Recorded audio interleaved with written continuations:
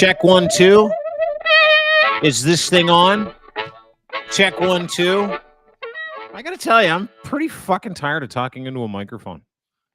Like I didn't think I'd get there this fast, but I'm there.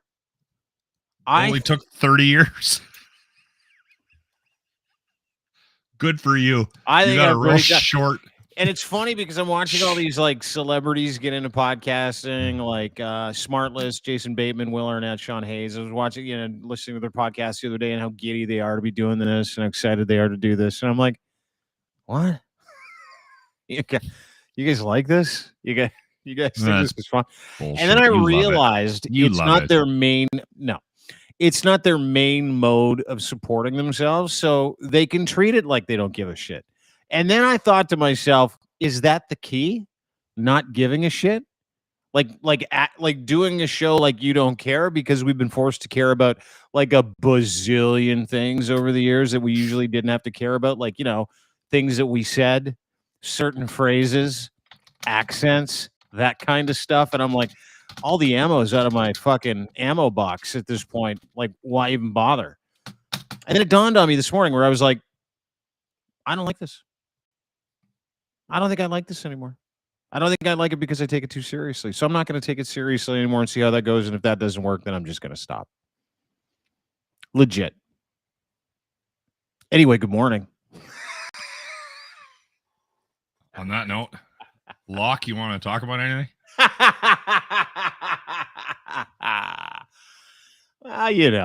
You know what I have learned about you? It's like getting tired of wallpaper. You're like, I need the new wallpaper. Let's paint this wall. What'd you learn? You have moods are not, that's not a good description of you. You're not moody. What are you? How do I? A middle-aged snack? Yeah. No. Well, there's that. Yeah. No, there's you go through these stages of discontent, I think is what it is.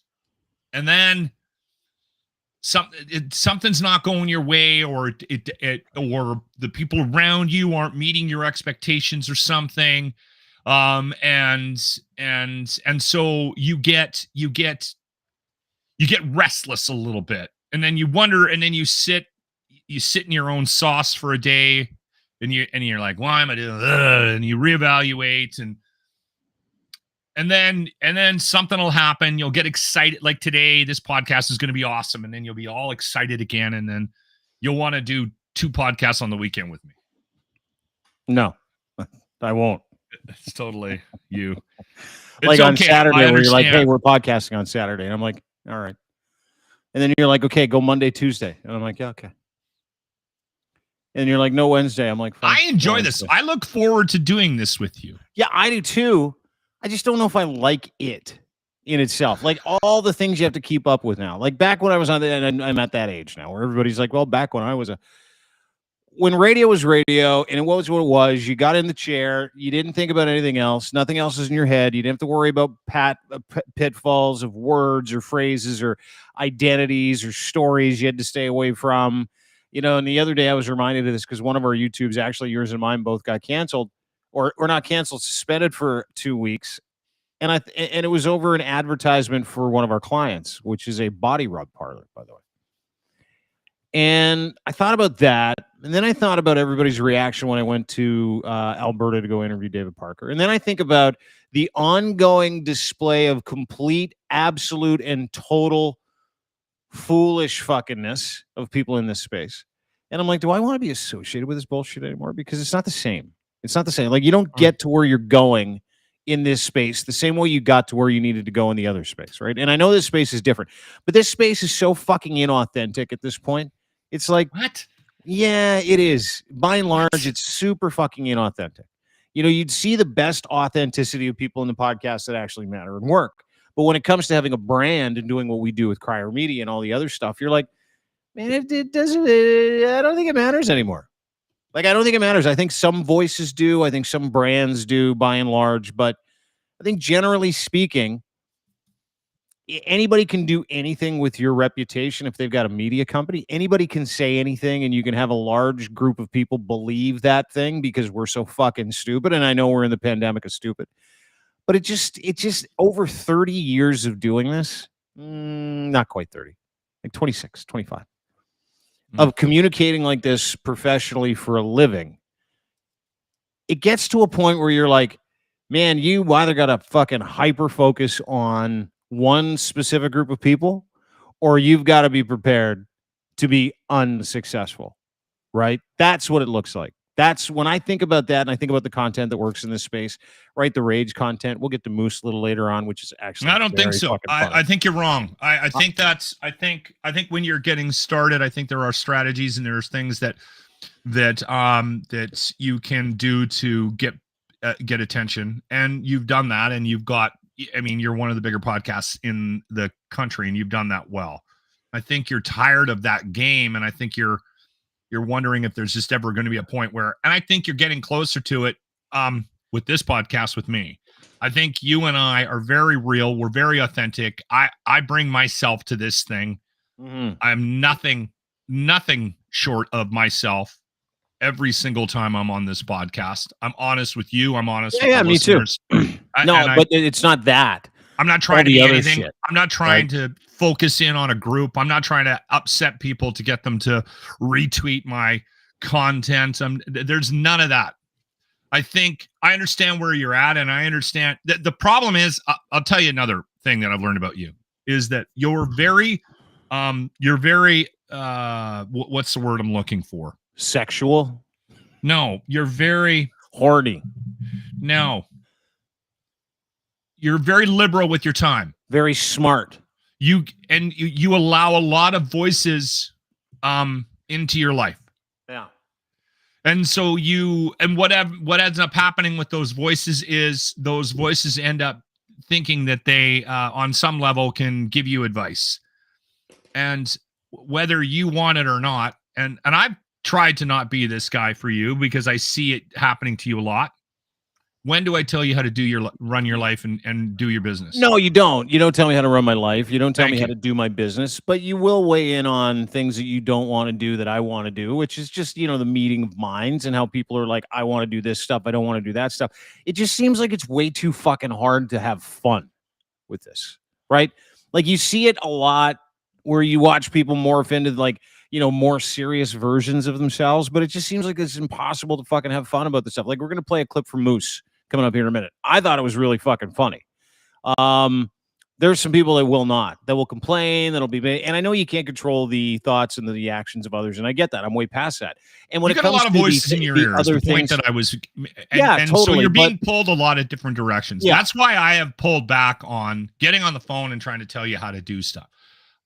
When we've done content that I didn't think we should do, dude, like I'll let you know. 5 minutes ago, you were like, I never tell you what to do. And you just said, now I don't call you to tell you what to do anymore. So you're saying at one point in time, there was a time when you used to tell me what to do?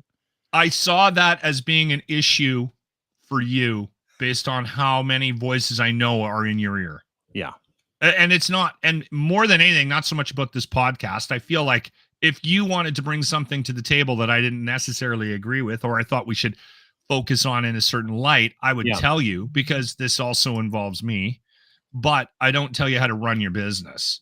I never have. And I think you got a lot of people in your ear telling you how to run your business because they're all experts in podcast. Right. Yes, I've noticed that. You know what I've really enjoyed? I really enjoyed how people now come to me, because I think when you get to a certain point, people look at you like you're there for them, right? Where it's not like it's not the other way around.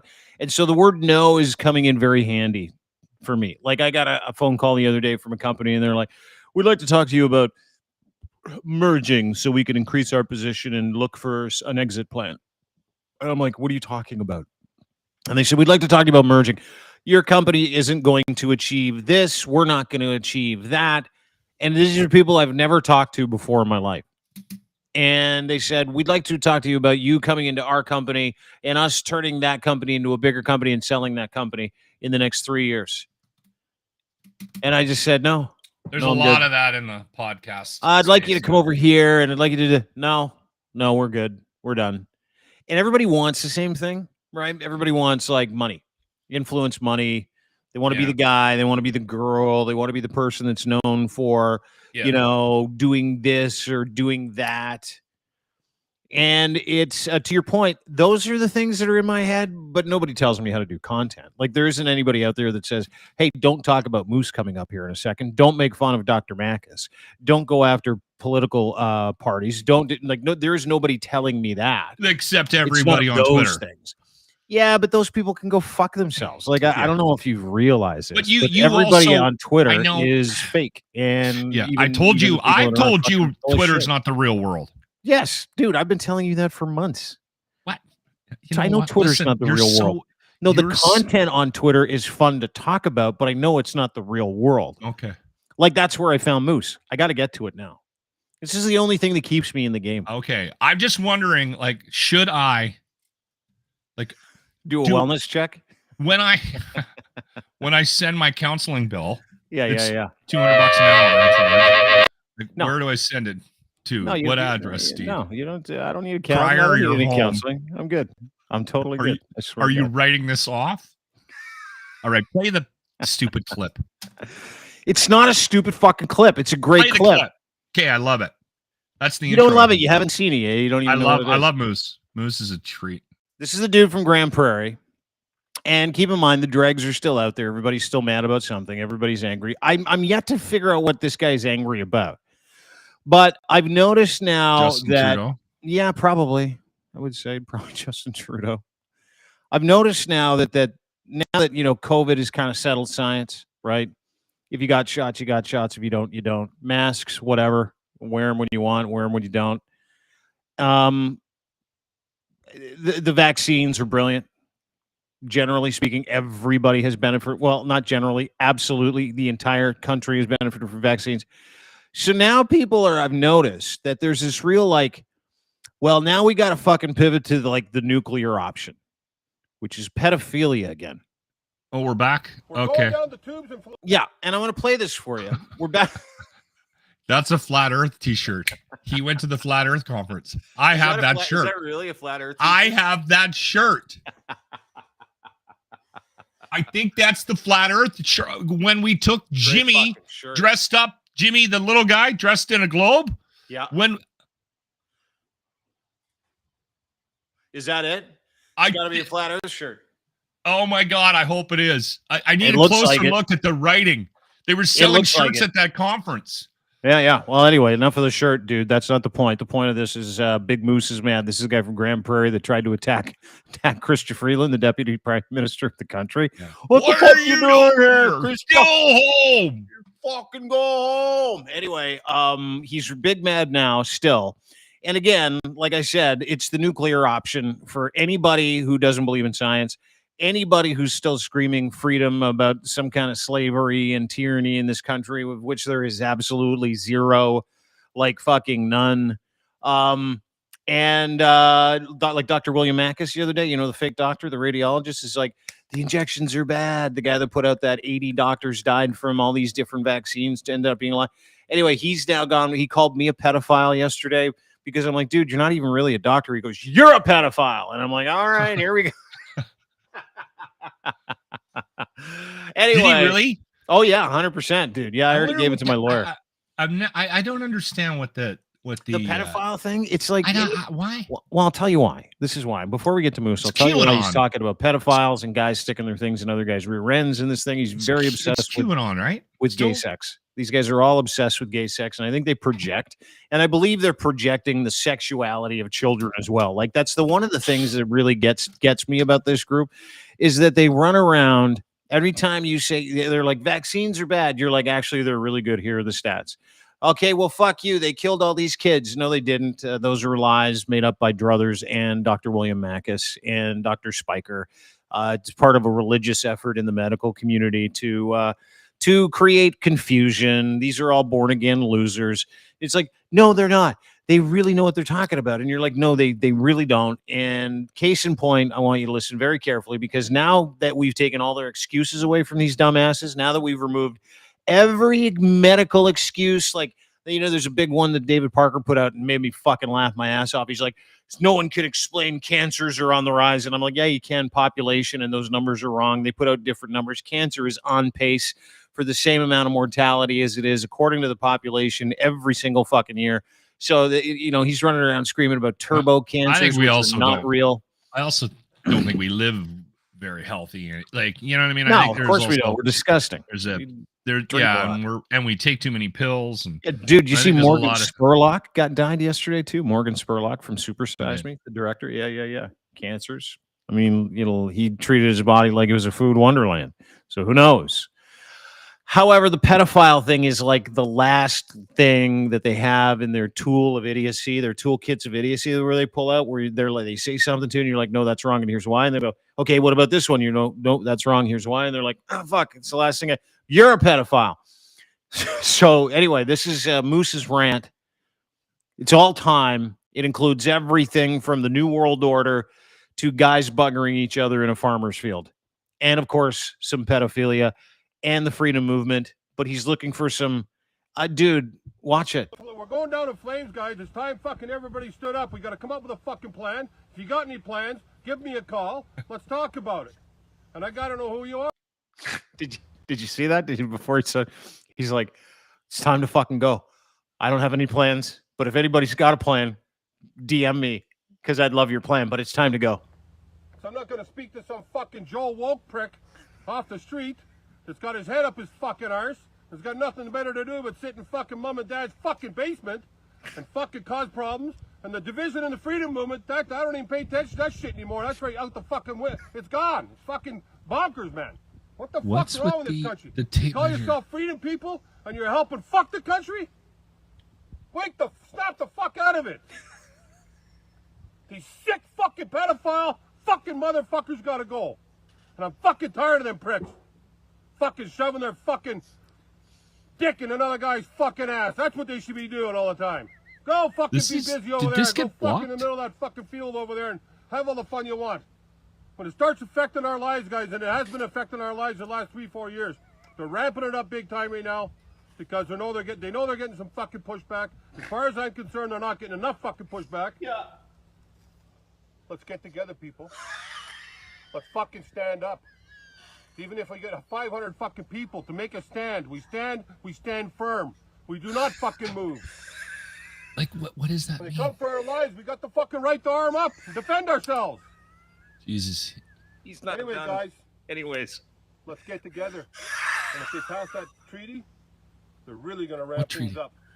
And all those people that sat in their fucking basements and sat in their fucking couches and went on the weekends and had a fucking great quad trip and a boating trip. Well, I wish I could fucking do that.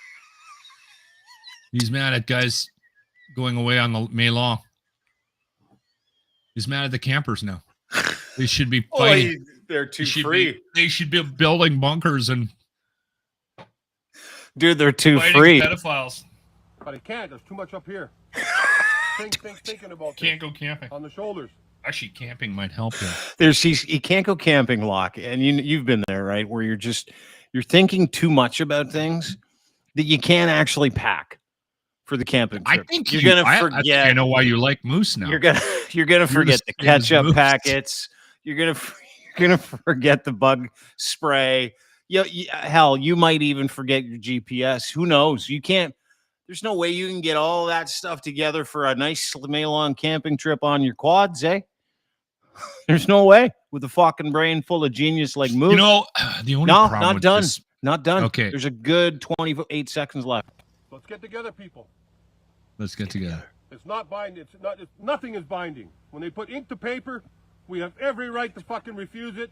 What's ink to paper? They didn't fucking ask us. We're not under contract to them. They didn't contract with us to do all this shit. Here's a big fuck you, federal, provincial, municipal governments. You're all a bunch of fucking coward, fucking scumbags. So there you go. That's a guy. It's a guy who's clearly not happy. His name's Moose.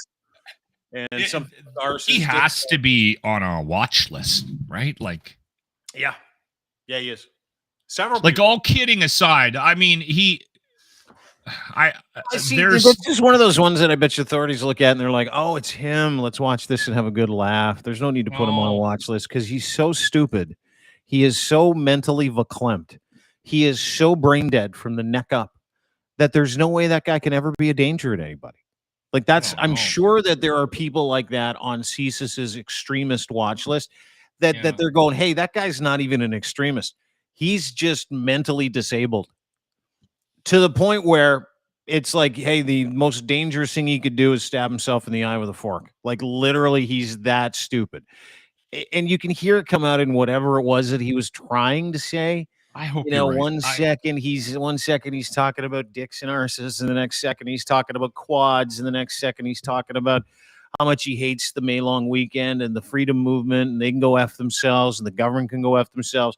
Something about finding like finding like some kind of thing. And here's the thing: he spits so much venom, and then he's like, "Guys, let's get together." You know what? I mean, I think guys, let's get together. I think he's just a cute little. You think? I don't know, like a mascot for all the idiots. I don't know. I don't know about that. I think he's ostracized himself from every group, and I think that's why he's mad at the free. Like, I think he's tried to find a community, and I think they have all pushed back on him because he is nuts, and I think that's why his anger continues to sort of build.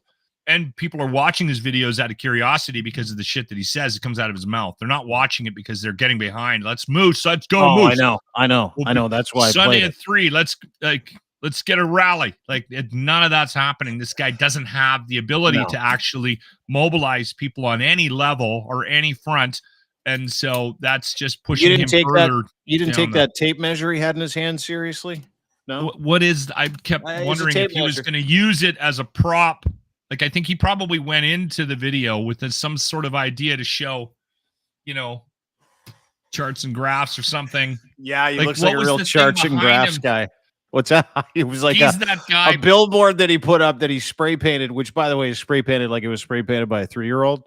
Yeah. About slavery and QAnon stuff. It's just full QAnon. Like, it's just full brain. Full on.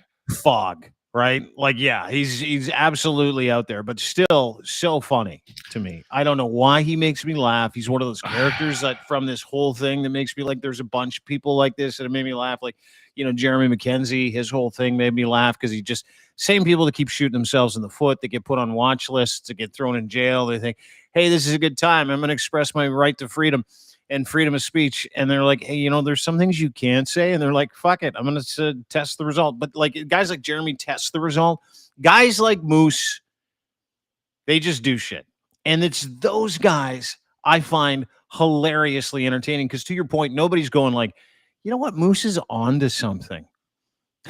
Like, nobody listens to that and goes, great points. They listen to that and go, I am 100% worse. Still don't understand what he said. But my God, that was entertaining. That's what I love about guys like Moose. I'm glad you're able to find the humor in it, but I think there's another level. I think there are people that live around him, the people that are probably run to their vehicles when he goes into town to go grab a couple of supplies. I'd be willing to bet that everybody in that neighborhood knows who he is. You see places like, if you drive around our fine country, you'll see, and he's got a bunch of upside down Canadian flags, and like he's got a porch full of inside furniture, but outside. I hope somebody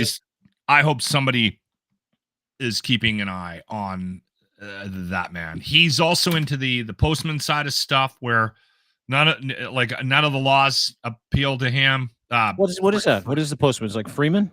Same thing? Freeman. Yeah, that's he made some Freeman statements there. Oh, did he? Those guys fascinate me. The Freeman ink on paper. Yeah, none those of that guys applies to us. Well, and see, that interests me because that's ideally the way we should live. Taxes. Shocker. Go on the offensive like Kevin J. Johnson. The Freeman interests me, and I don't know anything about him. I see a bunch of people parading around as Freeman. Like a buddy of mine who's a cop, he arrested a guy, and it required like 10 squad cars because the guy's like, I'm I just occupy space here. I'm not a Canadian. I don't pay taxes. I don't observe your laws. And they're like, you got to be fucking kidding me. And it required this incredible response from the police just to arrest the guy. Mm. And I'm like, are you serious? He goes, yeah, man. Like it literally exists. Like there are people out there like that think that they don't have to be part of the ecosystem. Parker's like that. David Parker. He's like, you talk to him and he kind of hides underneath the conservative banner, but he's 100% Freeman of the land. Yeah, there are a lot of people like that. Yeah. Mad Mike Hughes was. We went out. We met a guy. And I can't remember his name. Are a lot of them flat earthers, Freeman? Libertarian? I don't know. I don't know. We were doing a bit on the Bear. This was years ago. We were doing the Great Pumpkin Smash. And we every day in the month of October, we found a new and exciting way to blow up a pumpkin. We did all sorts of stuff. We dropped him out of moving vehicles. We dropped him out of planes. And we had a call from this guy, and he was a regular listener. As soon as we started talking, I recognized his voice and his name, and I didn't know anything about him. But I got invited out to his farm to shoot one, and he goes, I got a gun that is very impressive, and this is going to make great video. And I should go back and see if I can find the video, because it was spectacular. So we roll up to his farm, and immediately I had regrets, because it just Dean, it didn't feel right. There was a lot of signs and a lot of things that I probably should have looked into before going up there. But I'm like, well, we're in. So he's like, hey, listen, what we got to do is we got to fill the pumpkin with water, because it's not going to, if the bullet doesn't have something to hit, like a human head, like it has to feel like a human head, it's not going to explode. We're not going to get good video. Like, so he's talking like that. And this guy goes underground in his barn, like into the crypt of his barn, into the secret lair that he has underneath his barn where he hides all of his ammunition and canned goods. Yeah. No. Weapons. Oh, really? Dude, it was, yeah, it looked like Rambo lived there, right? Were they like, and he put on the walls, easy access. Pulled out a gun like it was a fucking cannon, and he put a bullet in this gun that was like this. And then he's like, all right, 75 paces or whatever, 100 paces. We put this pumpkin head, which we filled up with pumpkin, put a face on it, filled it up with water, and he took a shot, and we had cameras all around it. And that was one of our videos for the Great Pumpkin Smash of whatever it was. But after I left, I was so like twisted up about it, because there was so many things that happened that day that were like, this is just, we shouldn't be here. This is a mistake. The guy was really kind of sketch. And I did some research, and I looked his name up, and I found him online. And he was a Freeman of the land. And so a couple years later, that farm, his house and his barn and everything was in the news, because then that name stuck with me. And so I started seeing his name in the news, because he never paid taxes. He was constantly in trouble. And he apparently died in the home. And I don't know if they ever recovered any remains, but it was just a really crazy story. And these guys are around. And the problem is that those numbers are not diminishing, right? Oh, yeah, dude. The Freemen on the land are the people who were the most disenfranchised, to your point, people that felt they had no hope, no home, right? People that are like, fuck, I am so embarrassed by this country. Oh, dude, totally, they are.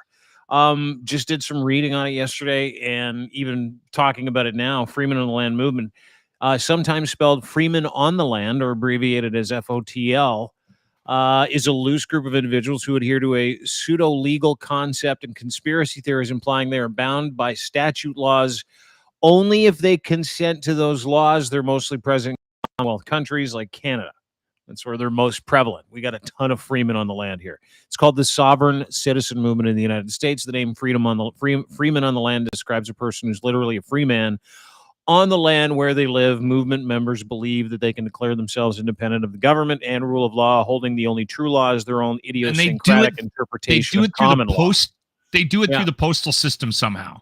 Yeah, and what they do is they'll tell you that common law, and you saw that a lot during like the pandemic, if you remember, it's like they don't understand common law. Common law was repeated by people who thought that common law usurped the law of the land, specifically the laws of Canada, right? Where they were like, so that was really, I guess it's really a libertarian thing. Very, very Freeman on the landish. And you saw a lot of really stupid people who think they're Freeman on the land, claim common law. Moose is that guy. Claim common law all the time without knowing what common law was or is. And the Freeman on the land arguments are legally basis. Besides Canada, Freeman on the land pseudo-legal claims in New Zealand kingdom, they've always been rejected. And the own idea, apparently from them in Canada, the courts and scholars use the technical phrase organized pseudo-legal commercial arguments as an umbrella for the Freeman on the land. And they tie up the courts for weeks on end because they throw these ridiculous claims at it. And that's the whole idea. It's to make pseudo-legal claims and do vexatious litigation so that they can tie it up and make you very fucking angry. It's called the pre-taxer. It's called the pre-taxer movement, saying that they were members of a country pre-tax. They don't have to pay tax. A lot of these people don't want to, which is why you see a lot of those people complaining that they're not going to get a carbon tax rebate. It's because they don't file their fucking taxes. That's why. Yeah. Wow. They don't file their taxes. And the other thing is like the majority of them, I don't know what kind of resources we have to follow or keep an eye on them, but the majority of them, Dean, are they're on watch lists because they go years without paying their taxes, and there's usually some criminal sort of like, because I mean they got to make money somehow, right? Mm-hmm. So there's generally, and the other thing is, the scary thing about it is some of these individuals, Moose, I think maybe the exception to the rule, but some of them are like oddly intelligent, right? Like on a certain level, you know how you meet that, that guy and you're not quite sure. Yeah. Might be onto something. Yeah. There's a guy named Gary Bell, Spaceman, we called him. I used to work with him. And he'd come in and talk about the Pentaveret and the World Elite Bank, and the Prince was running a pedophile ring. And you're like, it's 2024. Prince Andrew caught in a pedophile ring. And you're like, maybe he was onto something. Oh, that's the scary thing about it is when there's something that they brought up that, like, like all the P. Diddy stuff now, right? Like for years there was rumors about P. Diddy, and now everything that whole thing's coming to light. So the Freeman of the land thing, mm-hmm. Now that we're kind of going through the markers of what Freemen are, or these Freemen are libertarians, detaxers, pre-taxers, it's like it's a carbon copy of whatever the freedom movement in this country is. Yeah. So it doesn't just include. And that's one of the things that's really coming to light through the process of trying to edit that podcast in Alberta. It doesn't preclude conservatives. It doesn't preclude libertarians. It includes everybody who just wants no government, right? It's or a breeding doesn't ground. Like the kind of government that it's an anti-government breeding ground. Yeah. And you know what? I would be willing to bet a large sum of money that's in 2020, 2021 was the Ottawa insurgents. 2021, February 2021, yeah. So I would be willing to bet that there were probably, a handful, if not more, Freemen of the land types, like anti-government, like people that believe in that sentiment that were in Ottawa. So it becomes like, for lack of a better term, kind of recruitment. Yeah, funnel. Yeah, and here's the thing: is that I wonder, we talk about Canada's oligarchy all the time, just the richest assholes, right? The richest assholes in this country. Same thing in the United States. Like the top 1% have 99% of the wealth. That's how it works, right? Mm-hmm. They don't like government regulations. They don't like government. So easy to see where a lot of the funding they pay them off. Oh yeah, they're not paying them off. They're fighting them with all these idiots. they've monetized the victim class, right? So we've talked about that. We talked about it with Laura Babcock in the podcast yesterday. Is literally the corporate and political monetization of the victim class. So you got guys like Moose running around going, "Fuck you guys," right? But like he doesn't know where he lines up, but he lines up squarely under that Freeman on the land movement. If you listen to some of the words that he's saying, and he's clearly out of his fucking mind, which is part of this the victim thing. It's all you hear is like these guys are coming to get us. These guys are doing this, but that appears to be so much bigger now than just the right, right? It appears to be so much bigger than just religious people. It appears to be so much bigger than just wellness people. It appears to be this incredible movement of people who, and dude, you want to capture the imagination of the middle and idiots on the left too, the extreme left. Ask just any Canadian if they're a fan of government. They'll say, fuck no, well, absolutely not.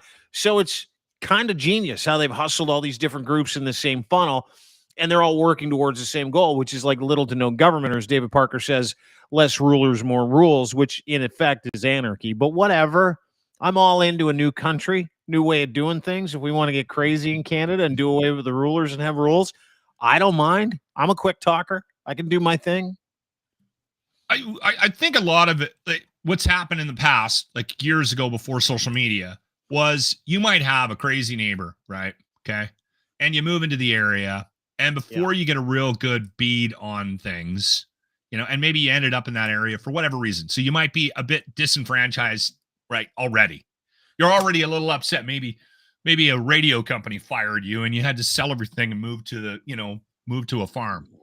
Mm-hmm. And then you're hanging out with Moose on a Saturday night, and he starts to get comfortable with you after 3-4, jars, because I'm guessing there was no macro beers in Moose's fridge. Probably made it himself.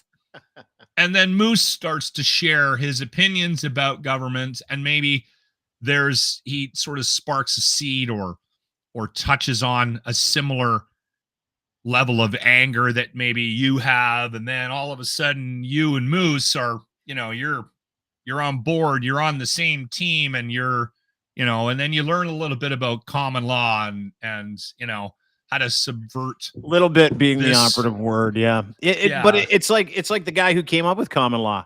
He's a Canadian dude. No, hang on, just to your point. Yeah, the guy who came up with common law, or the Freeman on the land movement, was a Canadian pilot who hung out with some Americans during the Second World War, and they're like, you don't have to pay taxes. It's called being a sovereign citizen. He comes back with that little bit of information. It's a Canadian thing. Yeah. And he started the movement up in Canada. Yeah. Absolutely. Yeah. So anyway, now I think you're dealing with, I think it's very splintered, but it happens similarly in that, one night you got a couple of jars in you and you're on Facebook, and the next thing you know, you're into a middle of a conversation about, being angry at this, and then just builds, and then all of a sudden you're going to meetings, and so I think the movement has grown a little bit, and I think that's probably why Moose is so mad, is because he kind of aligns with that Freeman side of things, and he thought that he was going to infiltrate this freedom movement and get everybody on board, and then he realized that maybe not everybody in that group was open to his ideas of crazy. So,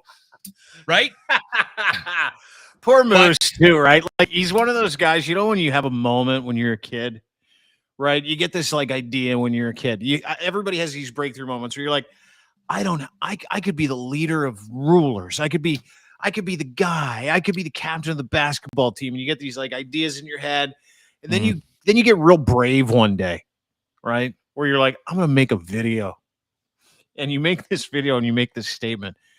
And you're like, be at the park at 6. The revolution starts at 6:30. Nobody shows up. Like, nobody shows up. Well, no. But you thought in the moment Jerry, it was the guy who's drinking with on Saturday night. He thought his dog. You thought everybody showed, and no one shows? Yeah. That's Moose, but he does that every day.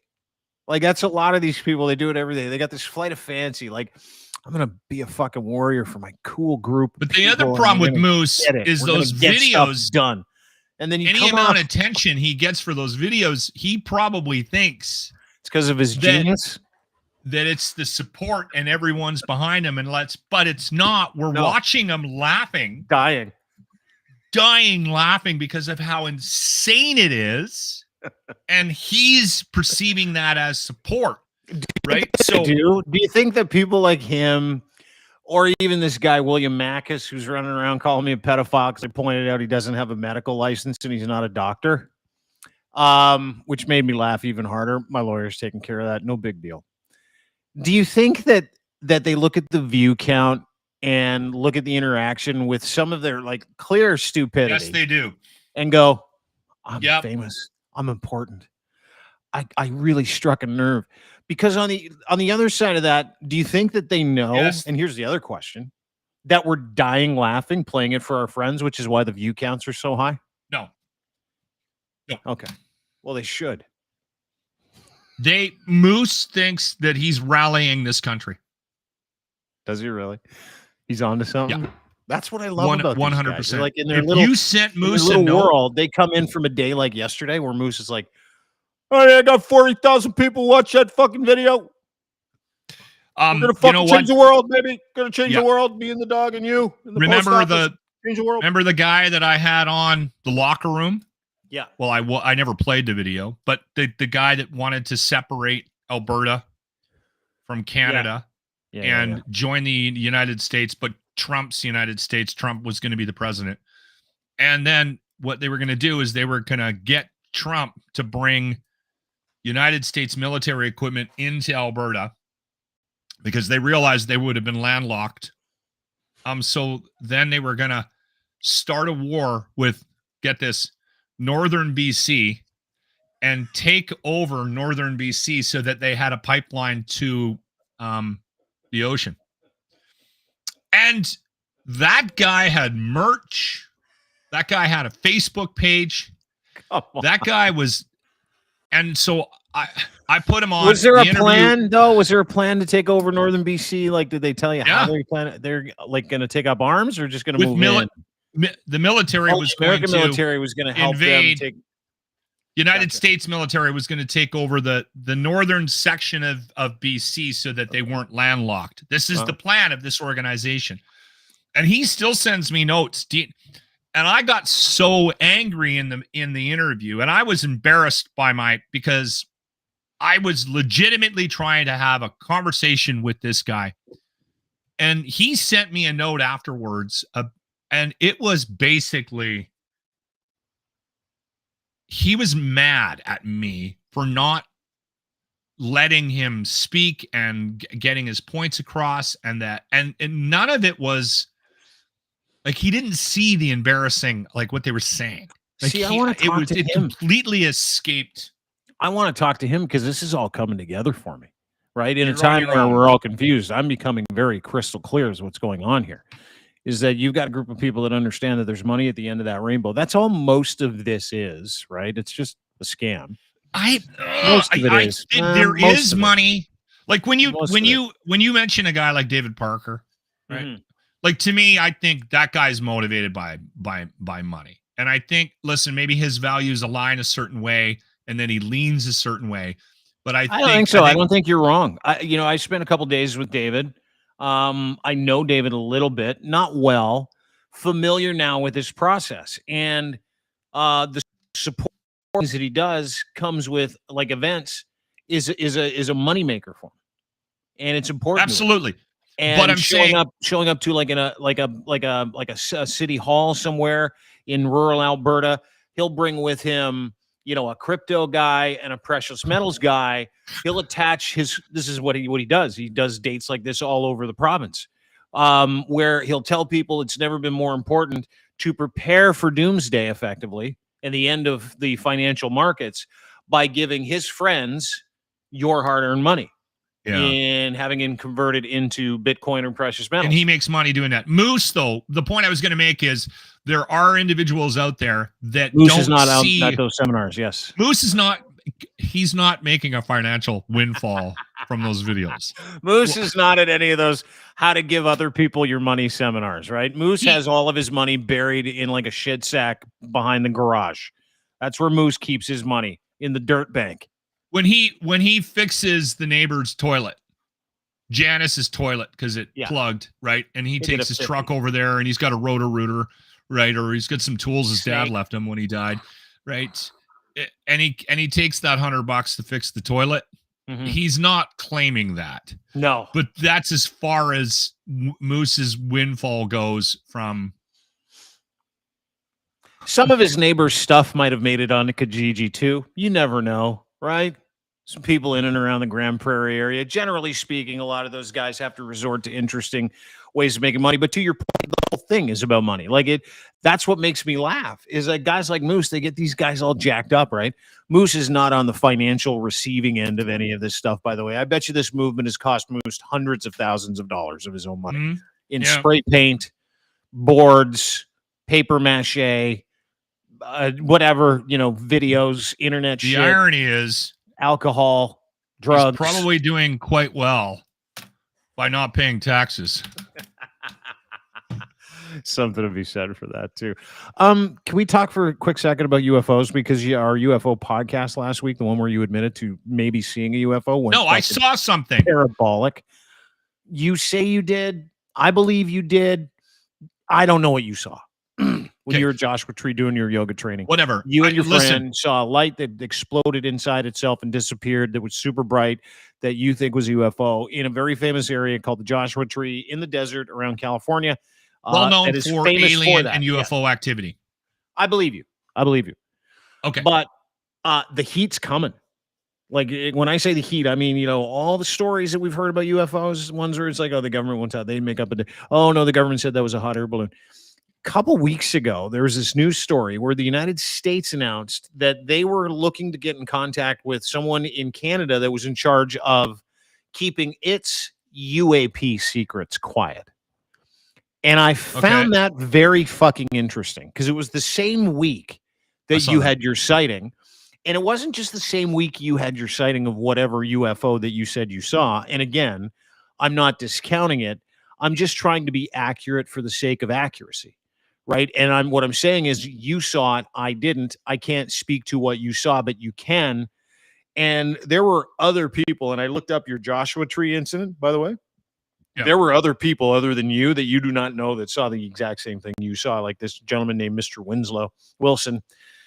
What I saw was a UAP tonight from our home in Mesa, on the Mesa, probably around 9:15, was super bright, constant, solid beam of light that burned steadily on each side, left and right. Yeah. There was what described as unfolded fan-shaped spread of light with maybe 6 brighter beams in each. And I saw a line in the middle of it, and what we saw was round. It was what Sarah and I saw was round, and with the separation in the middle. So, and I saw it for about 15 seconds, 20 seconds top. So he saw it for 2 minutes. So he saw it right away. Yeah, clearly visible. And it was in the north.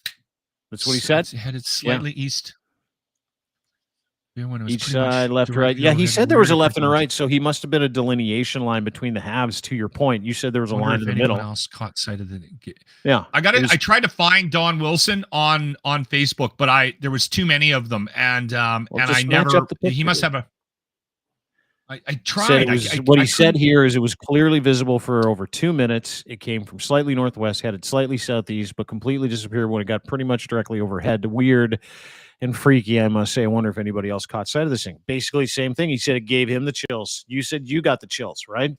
Yeah. Well, and can I just before we get any further in this, because I have a book that I think people might be interested in that Yeah, for sure. I was away for the last couple of days. I was traveling, so I had lots of time to listen, and I was all caught up. By the way, one of my favorite things to do is listening to a book when I'm out for a walk. Oh, I love it. Fucking awesome, isn't it? Especially if I get into it, I really do. Okay, so here's what happened, and and again, I'm being as honest as possible with people. Because I know you hear stories all the time, and the people that and listen, I had a radio show for years, and we would do alien stuff all the time because I'm fascinated by it. But people would come on, and you hear their stories, and I desperately want to believe in life on another planet, and that we've been visited, that they're among us. I'm that guy. Okay, so I bite right in. But when you listen to it, you go. People in my family, my wife is like, yeah, okay, I believe you, Locke, but I need more proof. Like, why didn't you take a picture of this thing? Right? Like that kind of a thing. So even my wife thinks I'm full of shit. Okay, so here's the thing. I went down to Joshua Tree, beginning of May, yoga teacher training, 200 hours, all intensive. We're eating clean, no booze, no drugs, totally sober. Halfway through, we go out to Joshua Tree, sound bowls. I'm joking the whole time I'm down there with people because I know the history of it. Like, I'm a music fan, so I know about Keith Richards going down there. I know about Graham Parsons. I know that area is synonymous with alien activity, alien sightings, and people from the music world, which I am loosely involved in, perpetuating that, right? Tom DeLonge from, just to grab a reference from the last 20 years, Tom DeLonge from Blink-182 spends the majority of his time in that area hunting these things. Yes. Totally.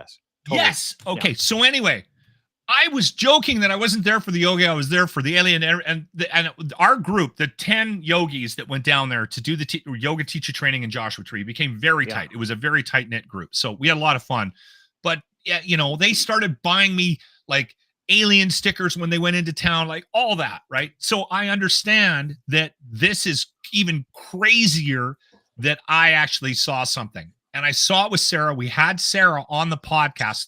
We were the only two from the group of 10 that saw this thing in the sky. And it was huge. It was massive. I saw something. I am convinced I saw an alien craft from another planet. Convinced of it. Okay.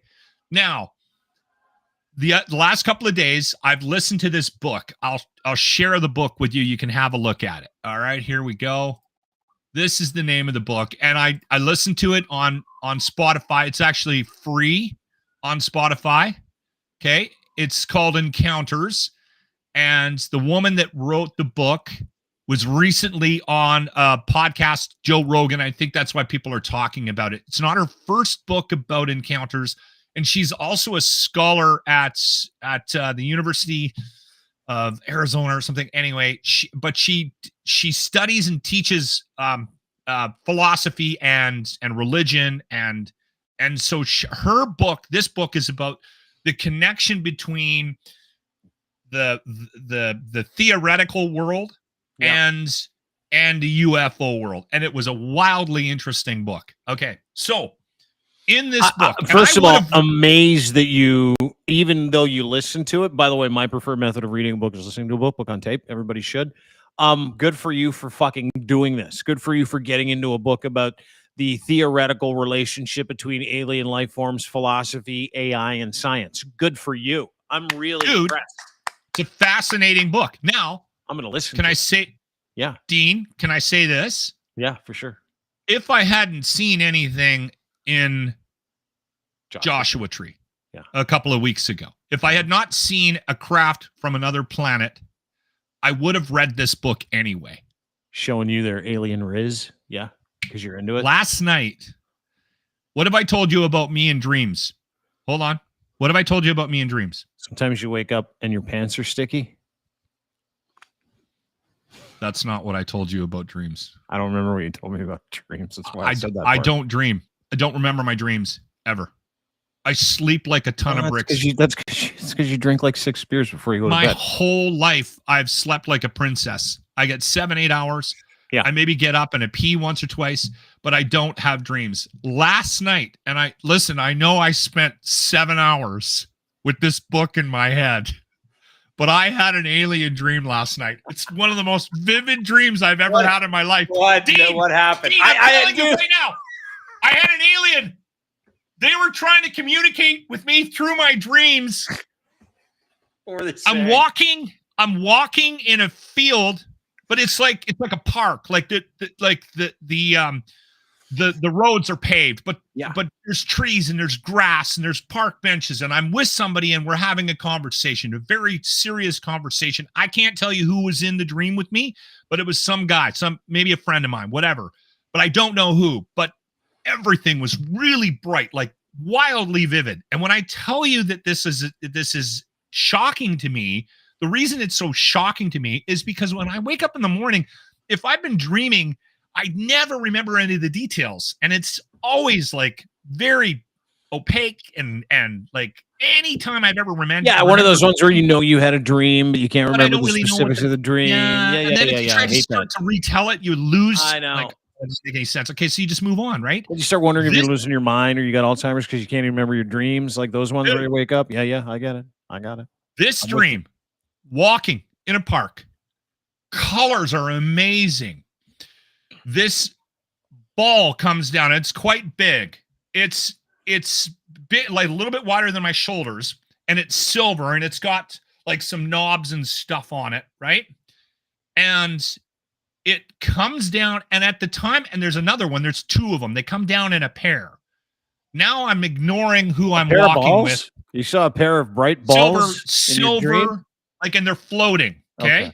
Yeah. And they come down and they hang about 5, 6, 7 feet away from me. It's like a virtual alien teabagging in your dream.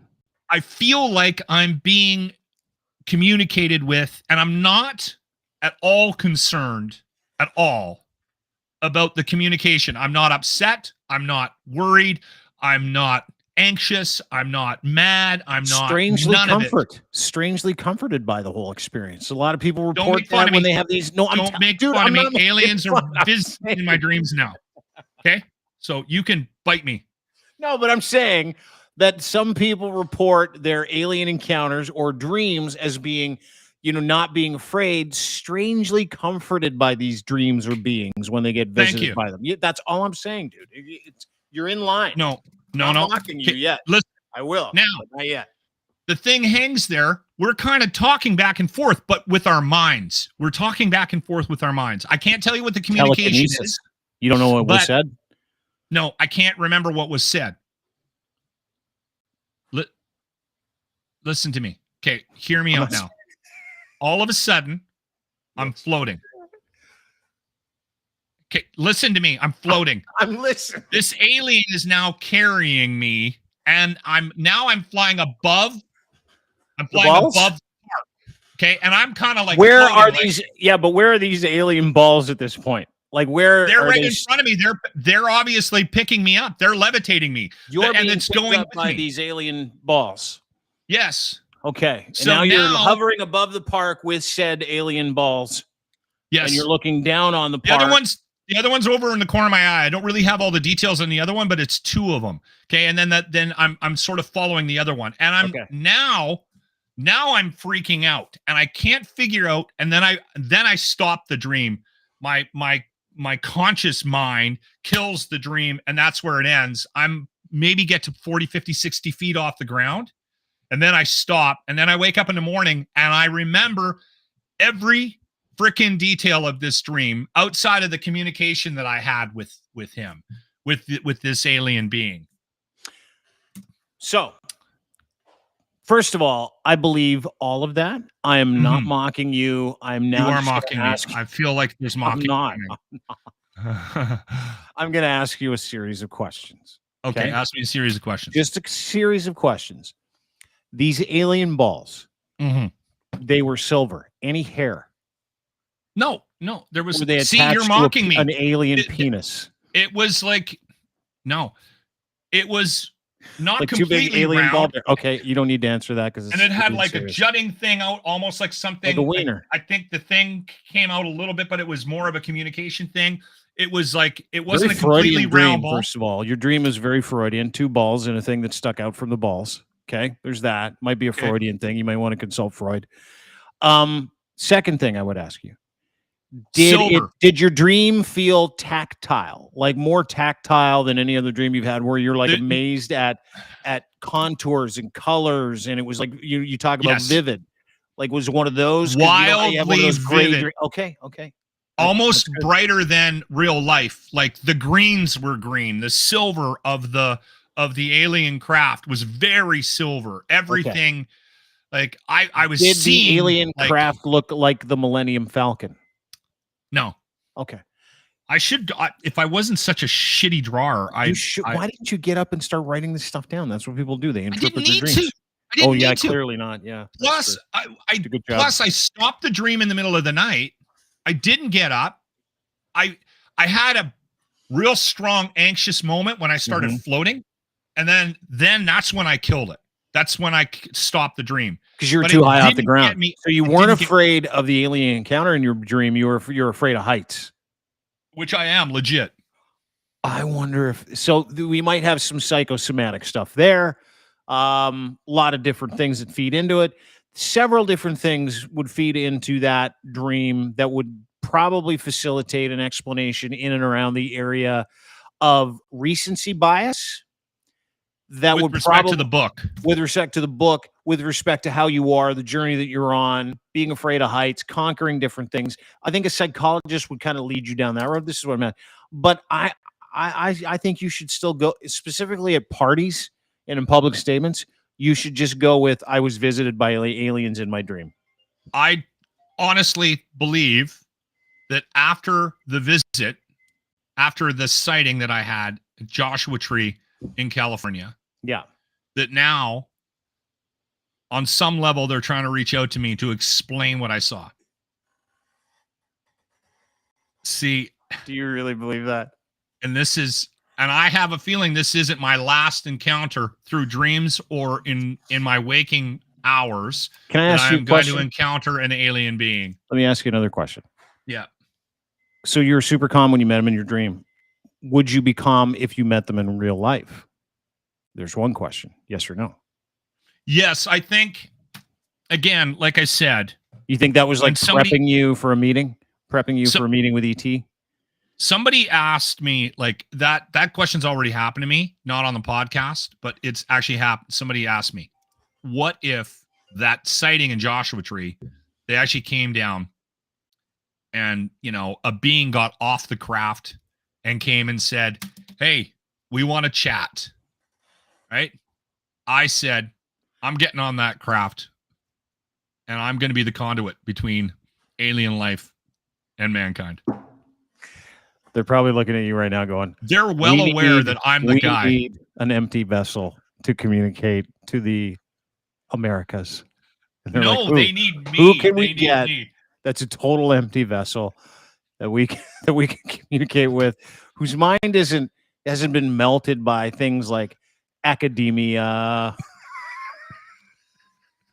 religion, who has I'm going to no share that book purpose. one more time if anybody is aliens are like- interested. The aliens are like, we need someone who has no purpose whatsoever. Dude, That's I'm our telling guy. you right now, this book, Experiences with Non-Human Intelligence, and the author reads it. I think her name's Diane. Can you say Pasulka. Diane Pasulka. Pasul- So let me Yeah. get through the book title. Experiences with Non-Human Intelligences, Encounters, Explorations with UFOs, Dreams, Angels, AI, and Other Dimensions by author D.W. Pasulka, Pasulka. To your point, author of American Cosmic. And to your point, she's a philosopher, scientist, very, very, very bright lady, and she's an author of several different books when it comes She to reads the book, too. that shit. Oh, she narrates it.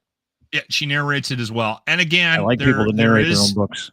There is a lot of conversation in the book about dreams and aliens and angels and sort of that connection to, and you know what?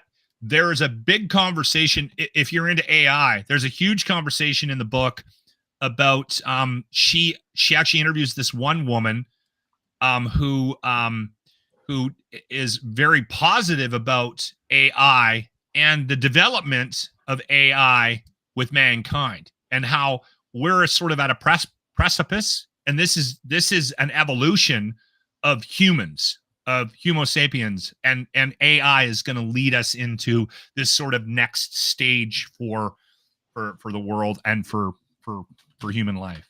And It's a new category fascinating. of human beings, too. Human sapiens. I didn't know that was a real Yes. thing. And she talks to a lot of people that not only have encounters, like see aliens, but also dream about aliens and angels and whatnot. So there's that focus. But also the interesting part for me, because I do this a lot. Don't laugh. Quite often, I feel like I get education from downloading it. I feel like I've downloaded stuff, and I just know things, not based on any sort of reading or study or anything like that. And I think, Like the Matrix. I think I'm going to try to find a way to No, tap into stop that it, more. Stop it. That's the dumbest shit you've said all day. Like I was with you all day on everything you said. I was co-signing almost all of it, even though the crazy shit. What you're saying is you're like Neo and you can just download like Kung Fu. Is that what you're saying? Watch the book. Read the book. Read the book. Yeah. Listen to the book. Sorry. And then you and I need to talk. Those aliens are coming for you first. I think you're 100% right. They're like, why wouldn't they? Who wouldn't you want to be an ambassador for mankind? Well, you, clearly. They're like up there going, who can we get? Who can we get that is the least amount of work to reprogram? By the way, that guy. If you're interested, we're not going to sell any of these, but my t-shirt guy who listens to the podcast, the guy that runs the t-shirt site for me, Scotty. Yeah. Scotty put up a I was probed in Joshua Tree or something shirt. So just to be funny, he was being a bit of a dick. You know, thank you, Scotty. I'm glad you're being a dick. I hope that you've sold lots of them though. Well, I might buy one. So you sold one, maybe? I'll be the only sale. I got to tell you, I wouldn't mind. I'm at that point too. I'm at that age where, like, if that did happen, if aliens did come down and they go, Dino, let's go, I'd be like, all right. Yeah, I've done a lot in this life. I want to see what else is out there. And I like you, but I would do it for like one purpose and one purpose only. It's to go and get all the information to ruin every man-made religion in the world. I'd be like, okay, give me all this stuff. Like, tell me about Muslims. They're like, the reason why he started that crazy joke with Muhammad back in the day. It was a lot of fun. Here's what you need to say to those people. I'd be like, thank you very much. I thought about you when I read this book because there's a huge parallel between encounters and theology and religion, and there's references. She's a scholar of religion and philosophy. She's got her master's or doctorate in divinity. I just read that. She's a smart lady. So she talks about the connection between religion and aliens and UFOs and it's fascinating. It is such. I might listen to it again actually because I go download it right now. Well, if you're like me, you just need to download it from the ether. I'm not like you because. Unlike you, I tell the truth about how I acquire information. I have to read it or listen to it or watch it. I don't always acquire information from my ears or my eyes. Yeah, I know. That's the thing. That's the thing. Listen to the book. Let's have another conversation about it. I have acquired almost zero information today. Hey, listen, sign up for the golf tournament as well. We'll see you on July 5th at the ranch, the Arden Roof Systems charity golf tournament. It's a great cause. Goes to the Stollery Child Life Program. Mm-hmm. I went and toured the Stollery and the beach and the Enchanted Forest, the outdoor section that they're. It's unbelievable. It's so cool. Obviously millions of dollars have gone into what they have at the Stollery for the Children's Hospital to help take the minds off of what kids go through. And you know what Stacy and Arden Roof Systems is a drop in the bucket of what comes in on an annual basis from the community of Edmonton, but he's still part of the process. And it's a great tournament. It's a fun tournament. Dean's coming. ArdenRoofSystems.com. Get yourself and your team signed up before it fills up and it's sold out, which it's getting close. There's still room, and there might even be a sponsorship opportunity if you're a business and you're curious. ArdenRoofSystems.com. Check it out, ArdenRoofSystems.com. And again, if you need a roof, if you need some eaves, a soffit, some siding work, these are the best people in the business. Owens Corning, Platinum Partner for all of Canada. The #1 dealer. They guarantee all their work. Warranties are incredible. And Stacy's just one of the nicest, kindest individuals in the world. Yeah. He's never going to lie to you. He'll always do a great job, and he's always accountable for the work he does. So go to ArdenRoofSystems.com for a quote. If you're in the Edmonton area, and rumors that he might be moving into other areas in Alberta too, because he's just that kind of animal. And he's got a great story about how he needed Children's Hospital when he was younger. One of the only people in the world to get meningitis, not once, not twice, but 3 times. So it's close to his heart. To your point, I will be there July 5th. We're going to golf with you. We're going to raise some money for the Stollery Children's Hospital and the Child Life Program. ArdenRoofSystems.com. Head there today. Thanks for doing this, dude. Really appreciate it. And by the way, thanks for literally turning into a UFO conspiracy guy on this show, because not only is it not conspiracy where you're concerned, it's not a conspiracy. No, I know, but it's I- nice. It's nice that you've opened up this new angle of like content that we can get into where we can move away from, talking about politics and move into would you let an alien being tickle your I'm dinger? not doing this for content. I saw something. And then last night I had the most vivid dream I've ever had in my life. Did they touch your dinger in your dream? Did they touch your dinger? I'm always pointing out the hypocrisy of what it is that I'm talking about. Yes, I did read that book. Yes, it did talk about dreams. So maybe, but I think maybe she just opened up a portal inside of me and is now allowing UFO contact. Thank you. This is I am open to it. You're making fun of me. I'm not. I'm thanking you for bringing a whole new avenue of crazy and a topic that we can talk to at length as you go on this journey of being a human alien portal. A conduit between alien life and mankind. Put that on a t-shirt. I am a conduit between alien life forms and mankind. Lochlin Cross. Yeah. I don't see how you can't sell 1 million of those. Dude, that was fun today, even though that was good. You're going to quit and become a Jesuit monk. No, if we have a few more of these, I might continue to do it. I enjoyed that. That was fun. Become a Jesuit monk. I just think there's got to be a better way to have fun. We are having fun. I'm having fun. Just start having fun. All right. All right. Talk to you soon, Lochlin Cross. At Lochlin Cross on Twitter. Give him a follow. Thanks to our friends for making this possible. Muse on the Mic podcast. This is a podcast dedicated to sex work, sexology. This is a podcast dedicated to the sex work industry. They're advocates. They are educators. Emily and Riley take you on a journey. And you can get it uncensored. Muse on the Mic on Proton. Muse on the Mic. Proton. Oh my God, I just completely spaced out. Yeah. Patreon. That's what I'm Proton, Patreon. There you go. Watch Dean get old in real time.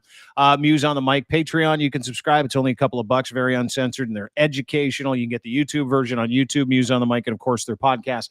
Anywhere you get your fine podcasts, including the Crier Media Network. Go to crier.co to subscribe to any of those podcasts, including the Muse on the Mic podcast and the Cantork Talking Torque podcast. They're partners as well. Cantork makes rugged, hardworking torque wrenches. Their podcast is about racing and the industry of heavy machinery. They make rugged, hardworking torque wrenches in Edmonton, Alberta for heavy industry around the world. Canada's leading industrial tool experts, the very best in sales, service, rentals, calibration, maintenance, and custom fabrication of industrial torque tools. They're the best in the business. If you have a bolting problem, they have a bolting solution. If they don't have it, they will make it. They will fabricate it to the millimeter. This is what they do better than anybody in the world. They make torque wrenches for loosening and fastening solutions for heavy industry like railroad, nuclear, forestry, steel industry. Doesn't matter what it is. They will figure it out. And they're out of Edmonton, Alberta, proudly Canadian. Maple Leafs on all of their products. Check out their products, services, news, and their new podcast. Contact them to become a distributor at cantork.com today. And we're also brought to you by Fact Check. Go to factcheck.io for more information on how you can become a verified fact checker. What's in it for me? Just kind of beta testing the world's disinformation killing software. That's it. Doesn't matter if it's a picture, video, spoken word. Doesn't matter if it's text. If it has a URL, we will be able to chase down where that started, what its intention was, and who was involved. It doesn't matter if it's true or not. What matters is that you have confidence in what you read, and it is accountable information. Factcheck.io is putting that together now for you and with you. Become a beta tester. Go to factcheck.io, factcheck.io today, and sign up. Have a great day, everybody. Really appreciate you spending some time with us. Have an awesome weekend. We will see you on Monday. And we got a busy week. Steve Monticelli from the Dallas Observer is going to join us to talk about Christian nationalism, white Christian nationalism. Specifically, we're going to chase some of that down next week. Talk about